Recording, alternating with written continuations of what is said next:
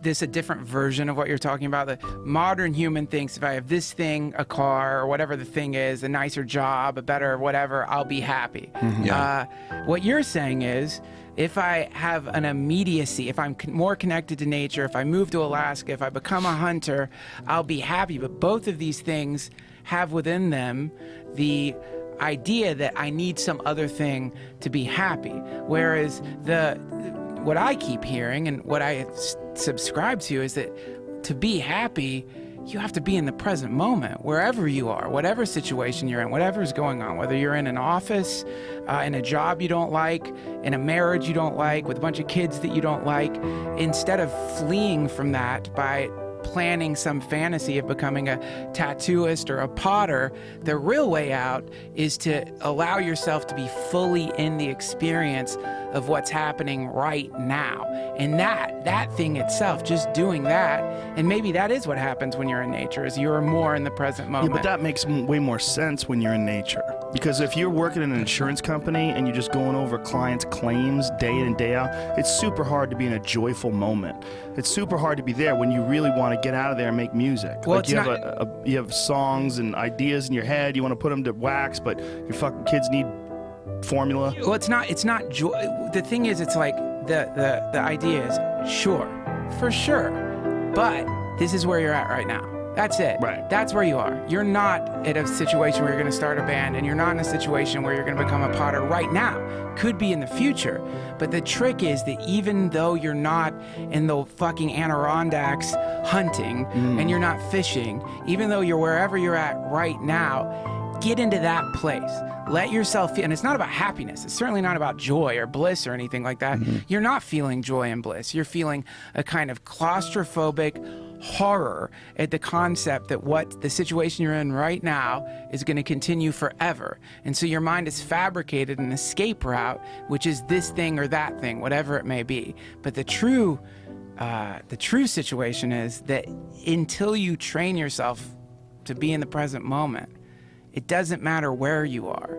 You're dead. You're not alive. You're not. It doesn't matter. You have to train yourself to get in the moment. Then once you're in the moment, then start making the moves. Okay, now you say in the moment. Like, how do you address that? Like, when you're thinking about you being in the moment, like your own personal experience. Yeah. Like, what do you do to try to achieve that sort of centered feeling? It's the practice of mindfulness. Right. So it's the idea of,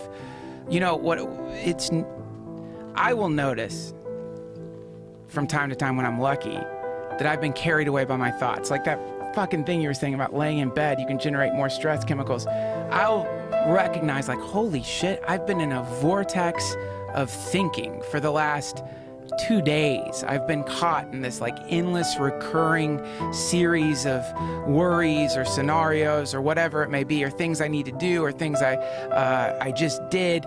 And suddenly I realized I haven't been here at all. I've just been caught up in what's called in your head. You're caught up in the thought pattern. So the practice is, and this is something like people, Jack Kornfield talks about how the guy who taught him meditation, Ajahn Chah, was saying to him that one of his students was saying, I am too busy to meditate. I'm too busy to meditate. I don't have time to do that. And his response was, are you too busy to breathe? Are you too busy to breathe? You can breathe, right? That's all you need to do. All you need is your breath. And no matter where you are, what you're doing, where you're at, you can begin to put your attention away from the incredible array of worries that you have, incredible array of fantasies that you have, incredible arrays of, if this had happened, I'd be happier, or if I could do this, I'll be a better person, and just bring it to your breath, in and out. In through the nose, out through the nose. And then it's not going to stop these fucking thoughts, but instead of you being controlled by them and caught up in them, I mean, talk about looking at your fucking cell phone. Get rid of cell phones. People are still looking at cell phones. It's just their various worries and things that they're constantly ruminating over. It's another form of the cell phone. You're fixating on these endless recurring worries. So you bring it to the breath, the worries emerge, the happiness, whatever it is there, but it's not you. You're not identifying with it anymore. You're not identifying with the specific emotional state, the specific intellectual state, the specific thing anymore. You're just observing and watching. And that thing, that consciousness, the more you become that, the more you will find yourself experiencing what you were talking about, these rare moments of peace, these moments of like, whoa, holy shit, regardless of what's happening around me, I'm still centered, untouched, unfreaked out, unanxious. I'm just watching. So that's the concept, and it's a very hopeful concept, because some people do not have access to the kind of zoo you're talking about. Prisoners, for example, people who are incarcerated right now, they don't get out of that system. So they have to find a way in the midst of all of that negative phenomena to allow themselves to experience the same kind of peace or tranquility that you are experiencing with your friends in front of that campfire.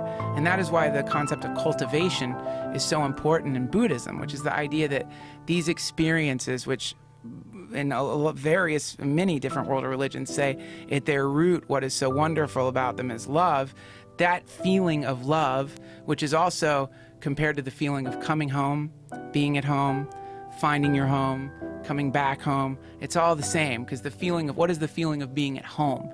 It's a feeling of being, what did you call it, a situation of acceptance and love? It's that feeling of being truly safe.